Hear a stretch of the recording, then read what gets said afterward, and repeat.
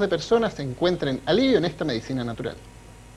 En el consultorio de Rodelillo, la Asociación Indígena Rayén Follé desarrolla el tercer operativo de medicina mapuche, un proyecto que obtuvo financiamiento del Servicio de Salud Valparaíso San Antonio y que permite acercar toda la cultura mapuche a los porteños. Un machi es el encargado de atender a los pacientes, quienes ven en esta medicina una solución a sus dolencias. Tenía que salir de esto porque tenía muchos problemas a la vista y a los huesos. Y he tomado remedio y no se me quita con nada. Como está tan común ahora que las cosas naturales parece que efectúan mucho mejor, dan más resultados. Así que esperar. Vengo a médico y no me hacen nada los remedios.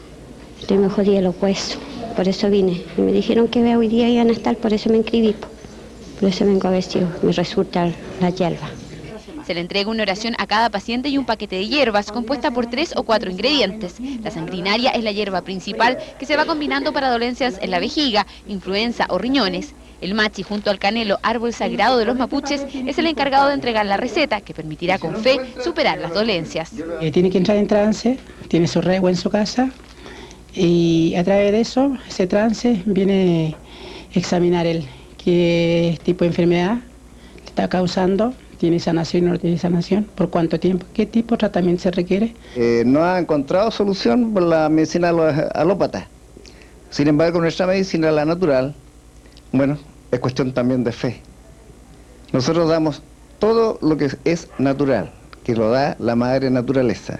Una medicina natural en la que cientos de personas han encontrado alivio y que se logra gracias al Ministerio de Salud y este grupo de mapuches que entregan atención gratuita y transmiten su cultura.